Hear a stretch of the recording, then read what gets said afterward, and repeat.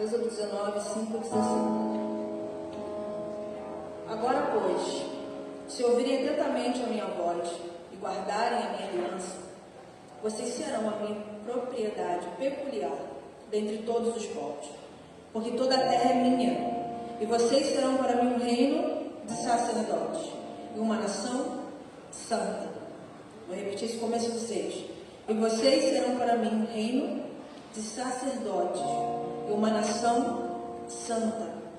São estas as palavras que você falará aos filhos de Israel. Feche seus olhos, vamos orar de novo. Jesus, Pai, nós te agradecemos por essa manhã, por tudo que o Senhor já ministrou aqui nesse lugar, tudo que o Senhor irá falar conosco. Continua, Senhor, encontrando nossos corações abertos e disponíveis, sensíveis à tua voz. E cada palavra liberada, cada louvor entoado, encontre o lugar certo, um depósito seguro nos nossos corações, nas nossas mentes. Quebra, Senhor, nossos intelectos. Quebra nossa mente constantemente acelerada e pensante. Põe sobre nós a direção do Teu Espírito Santo. Põe sobre nós o Teu falar, o Teu soprar. O Senhor fala por meio do terremoto, do fogo. O Senhor fala por meio de um trovão, mas o Senhor também fala por meio de uma brisa suave. E parece, Senhor, que nós só sabemos te ouvir no meio de um terremoto e de um trovão, mas da brisa suave a gente não consegue. Nos silencia, Senhor, para que possamos ouvir o Teu sussurrar, o Teu falar. Cala a nossa mente padronizada. A palavra diz que não podemos nos amoldar ao padrão desse mundo. E a gente tenta viver isso todos os dias, não nos amoldar ao padrão imposto lá fora. Mas muitas vezes não queremos te botar em um padrão. Queremos te botar de uma maneira, de uma circunstância, de uma agir, de um só modo de fazer. Esquecemos, ó Pai, que a Tua palavra diz que Tu tens uma multiforme sabedoria e graça. A Tua multiforme sabedoria se revela sobre nós nessa manhã. Que venhamos entender o Teu soprar, a Tua movimentação, Senhor. Que venhamos entender e discernir o tempo e o modo para cada coisa que o Senhor quer falar conosco como igreja. Senhor, se for o tempo de construir uma arca, nos instrua a construir uma arca. Mas, Senhor, se o Senhor está mandando a gente sair dela, não nos permita ficar. Nos direcione e nos mova segundo a Tua vontade. Segundo o Teu querer, Senhor. Tempo e propósito, Senhor, tem tudo isso bem escrito e bem direcionado. A gente que confunde os ponteiros às vezes. Às vezes a gente vira ampulheta e quer que a areia caia de forma mais rápida, mas não, é tudo no Teu tempo, é tudo da Tua forma, é tudo do Teu jeito. Nós que temos que encaixar nos Teus planos, não, Senhor, nos perdoa, porque às vezes moldamos as nossas vidas, os nossos pensar, os nossos padrões e não queremos andar no Teu. Então nos direciona, Senhor, mais uma vez nessa manhã, nesse lugar. Que juntos, de maneira coletiva, venhamos olhar para Ti agora. Que de maneira coletiva venhamos Te contemplar, Senhor, agora. Todos olhando fixamente para um só lugar. Que é o Senhor. Nos direciona, Senhor. Nos direciona, Senhor. A Tua noiva tem um dom. A Tua noiva tem um noivo. O Senhor não perdeu o controle de nada. O Senhor não perdeu o controle de nada. O Senhor é que abre a porta, o Senhor é que a fecha. O Senhor é que anda no meio dos 7 castiçais de ouro. O Senhor passeia por meio da Tua igreja. A igreja é Tua, Senhor. A igreja é Tua, faça o Teu querer. Faça a Sua vontade, Senhor. Que juntos, Senhor, nós vamos ver o que o Senhor tem para nos dizer nessa manhã.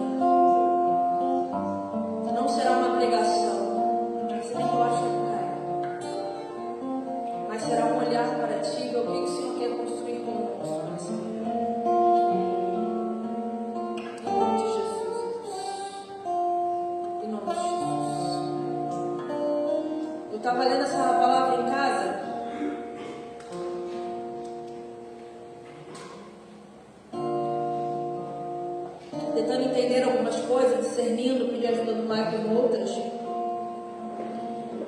E o que eu entendi que o Senhor queria nos comunicar nessa manhã era sobre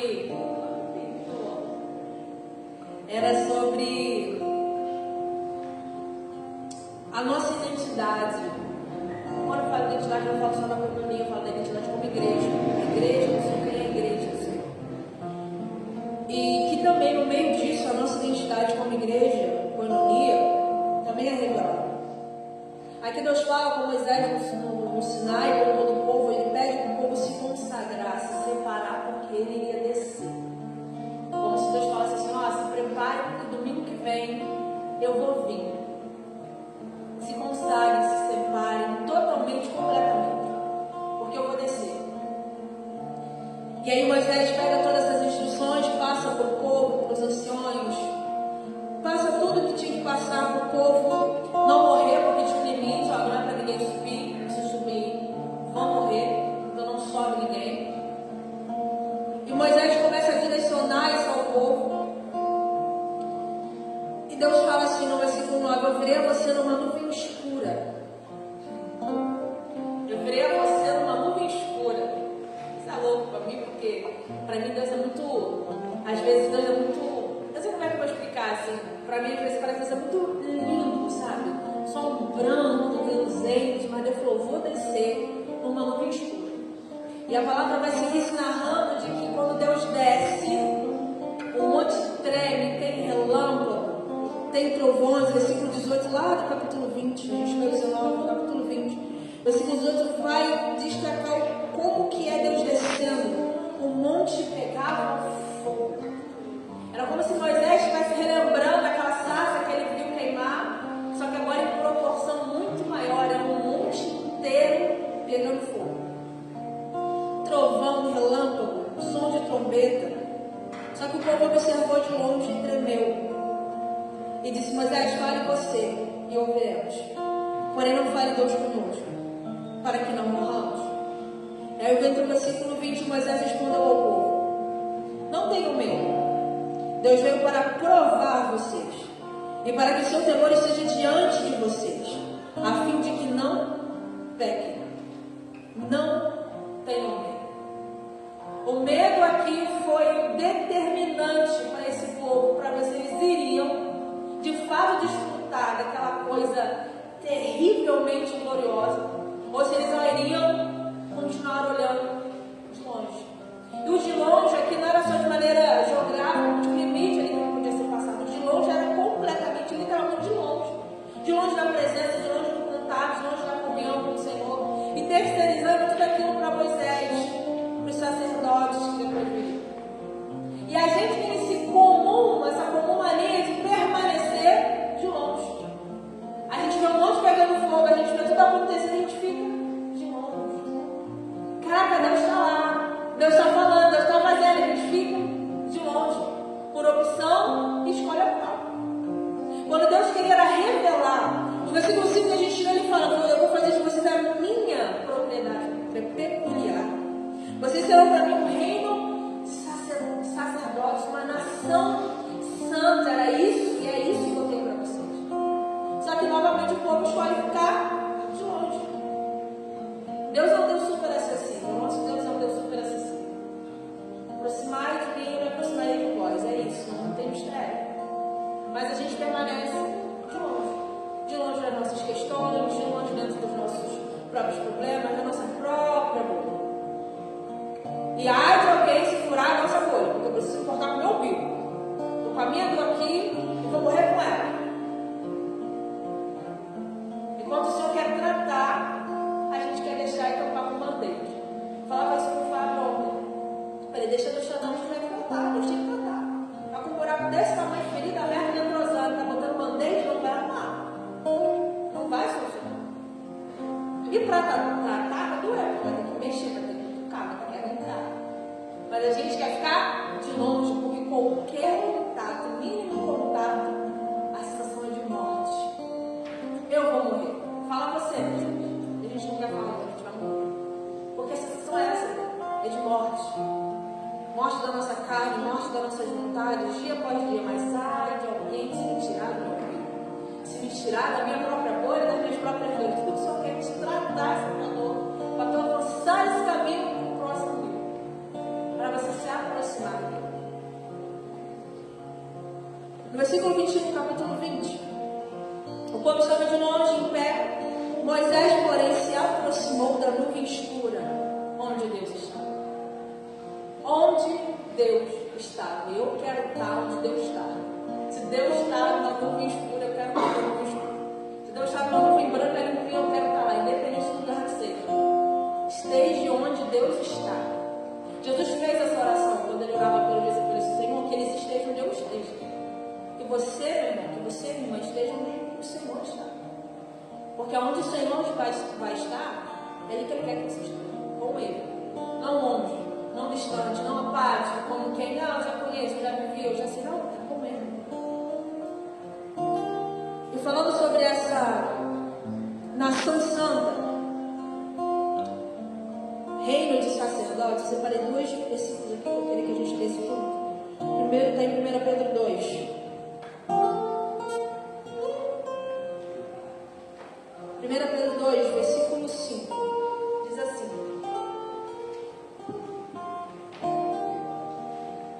1 Pedro 2, 5.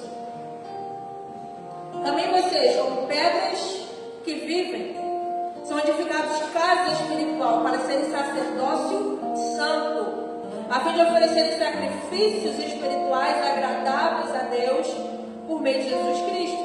Pula para o versículo 9. Vocês, porém, são geração eleita, sacerdócio real, nação santa, povo de propriedade exclusiva de Deus, a fim de proclamar as virtudes daquele que os chamou das trevas para a sua maravilhosa luz. Vocês são povo, geração eleita, sacerdócio real, nação santa. A palavra que o irmão Jorge liberou aqui sobre andar de maneira digna, de maneira santa, pura. Vocês são esse povo santo purificado. Vocês, essa nação santa, esse reino de sacerdotes. A mesma coisa que Deus queria para o povo em Êxodo, é a mesma que Ele declara aqui, vai declarar lá em Apocalipse 1, lá comigo. Apocalipse 1, versículo 5. E de parte de Jesus Cristo, a fiel testemunha, o primogênito dos mortos, o soberano dos reis da terra, aquele que nos ama e pelo seu sangue nos libertou dos nossos pecados e nos constituiu reino, sacerdotes para Deus e Pai. A Ele a glória, o domínio para todo sempre. Amém. O Senhor te comprou para ser reino e sacerdote diante dele. Para ter um reinado sacerdotal. O que o sacerdote fazia? Ele ministrava a Deus, o povo não podia ter acesso à vida daquilo. Somente o pessoal da tribo de Levi, só o pessoal da tribo de Levi tinha acesso. Então agora, o que ele queria em Êxodo, ele agora fala também em 1 Pedro Apocalipse. O que ele quer é um reino de sacerdotes, pessoas que ministrem diante dele, pessoas que estejam com ele. A identidade da igreja nada mais é do que estar diante do Senhor, adorando, bendizendo, exaltando e glorificando. Não tem dificuldade de entender isso, não tem uma norma, uma receita de bolo, um passo a passo espiritual. É só estar diante dele, ouvindo ele. E as demais coisas, algumas vezes ele é certo, que a igreja é dele. Ele é o dono da igreja. Ele é o dono da igreja. É uma frase que eu gosto muito que fala: ninguém pode casar com a igreja. Ai de quem tenta casar com a igreja. Ai de quem tenta casar com a igreja. A noiva é dele. Ele é o dono. E nós somos reinos de sacerdotes, para ministrar-nos constantemente. O que antes era feito dentro de um tabernáculo, dentro de um templo, você ministra isso dentro da tua casa, dentro do teu carro, no teu trabalho, no teu local de estudo. É ali que você ministra. O véu foi rasgado e esse rasgo foi tão perfeito que não tem nada que te separa dele, independente do lugar que você esteja. O que o Senhor queria ministrar para nós esta manhã é isso. Porque antes da gente querer construir qualquer coisa, a gente precisa voltar para o básico. Se a gente não estiver acertando o básico, gente, não adianta querer construir um prédio enorme. Não adianta querer fazer construções mirabolantes e arquitetônicas. Como é que é o nome daquele arquiteto brasileiro? É Oscar Niemeyer, não é? Vamos ser Oscar Niemeyer, mas a base está tudo quebrado. Sabe? Paulo vai dizer, Coríntios, acho que é a primeira coisa. 3, veja cada um como constrói, porque a base é uma só e já foi posta, é a base de Cristo. Veja como você vai construir a partir disso. E ele fala, uns vão usar pedra preciosa, ouro, mas outros vão usar madeira, ferro e palha. Como você está construindo? A gente tem aqui em Pedro que nós somos pedras vivas. Você é uma pedra, mas juntos formamos essa casa espiritual. Sozinho tu é pedra, juntos nós formamos essa casa. Juntos nós formamos esse lugar em Deus. A igreja do Senhor como um todo forma esse lugar. Por isso esse ajuntamento é tão importante dessas pedras. Mas a base é Cristo. O que temos que construir a partir disso, o que temos que fazer a partir disso, Ele direciona. Mas Ele vai direcionar de pé, com a gente de pé, não longe. É com todo mundo com o mesmo pensar, com a mesma voz. Eu ministrei isso aqui alguns anos atrás no livro, um pouco depois que eu entrei. Quando os sacerdotes inauguram um templo. E aí a palavra fala que eles se consagram, que eles se separam para aquilo. E a palavra vai dizer que eles estão ali cantando em uníssono, em uma só voz. A glória de Deus desceu. A glória do Senhor desceu na inauguração. E não teve quem fizesse serviço nenhum, papel nenhum. Porque isso é importante, gente. Entenda isso. Papel, função, título, tudo isso cai diante dele. Porque quando a glória vem, não tem título que fique em pé. Quando a glória vem, não tem quem direcione e fala assim, Senhor, na frente, o Senhor queria, o que o Senhor quer? O problema é que às vezes a gente quer conduzir a glória. Quer fazer o manejo da glória? Não, a glória está desse, vamos fazer isso aqui. Ou vamos usar isso como exemplo, a equipe de louvor. A gente assiste na presença do Senhor, o Senhor está nesse lugar. E o Ailton puxa uma música que não é para puxar. Ele manejou, ele não se envolveu. Ele quis conduzir, mesmo com a melhor intenção, ou mesmo achando que era isso que Deus queria. Mas se não for o que Deus queria, ele tentou manipular a glória do Senhor. Vocês estão entendendo? Porque quando o Senhor vem, o que a gente faz é, o que o Senhor quer fazer? Que música? Se ele botar uma nota fora, uma expressão que ele gosta muito de usar é espanta a pomba. A pomba vai embora. O que o Senhor quer ouvir? O que o Senhor quer? Reino e sacerdote, onde todos ministram. Não é só os líderes das igrejas caseiras, com suas esposas. Não é só a equipe de louvor, é a gente como um todo, junto, coletivamente, pedras vivas que se para ouvir o Senhor. E que nós vejamos como estamos construindo. Porque isso vai determinar muito se essa construção vai ficar de pé. Eu creio que a base está posta. Amém? A base está posta, a base é Jesus. Só que chega como construir. Cuidado com a sua melhor intenção. Você tentar manejar, manipular a presença. Você não vai conseguir. O Senhor se retira não. Porque Ele não divide a glória dele com ninguém. Com ninguém. E aí, o povo não queria. Moisés se distanciou. Perdão, Moisés se aproximou, o povo se distanciou. E Moisés entra no nuvem escura. E aí, nos capítulos seguintes, é aquela máxima que a gente conhece. Moisés fica, um tempão lá em cima. Primeira coisa que o povo acabou de ver o monte pegando fogo, tremendo tudo. Abriu tudo, viu tudo. Aí Moisés some por 40 dias. Primeira coisa que ele fala, vamos fazer um bezerrinho? Vamos fazer alguma coisa para manipular? Para a gente não ficar muito parado? Vamos fazer um bezerro de ouro? Que tal um bezerrinho? Boa ideia. Junta tudo aí.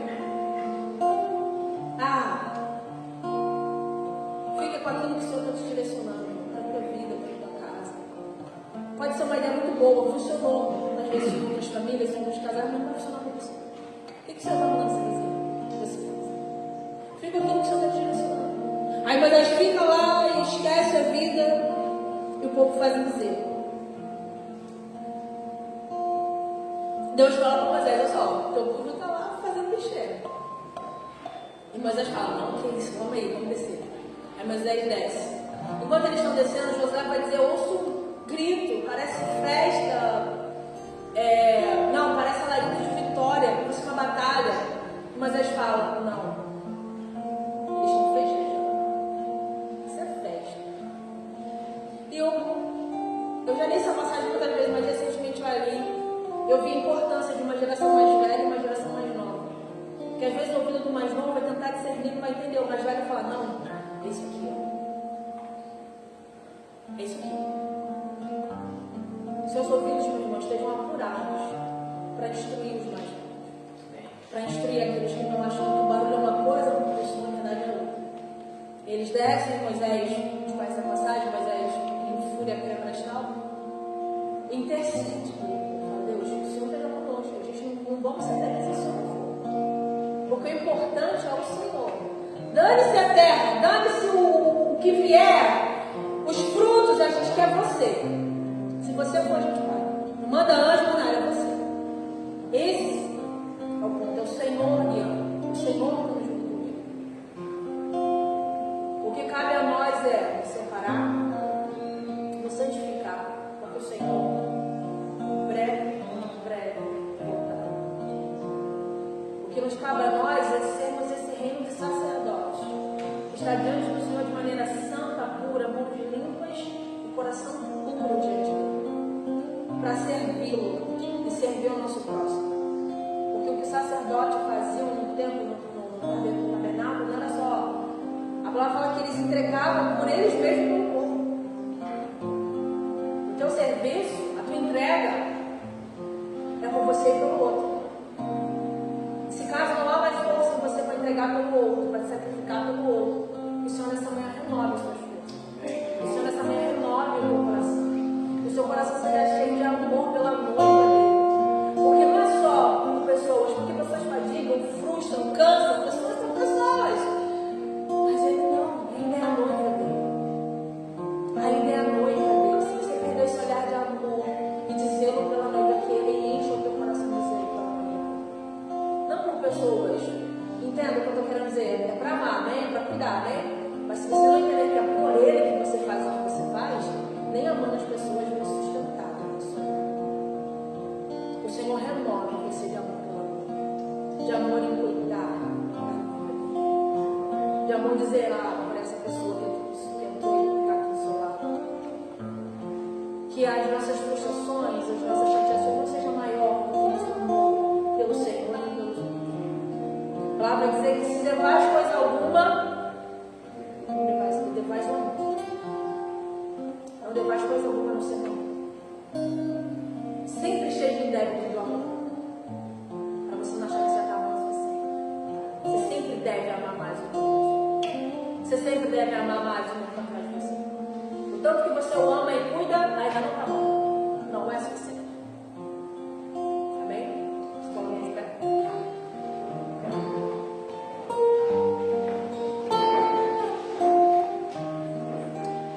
Reino sacerdote, ministra ao Senhor, ministra ao outro. E que o Senhor nos conduza nisso. Que o Senhor apareceu numa nuvem escura, por uma brisa suave, meu irmão, minha irmã, que você não deixe de adentrá-la, de ouvir, de entender.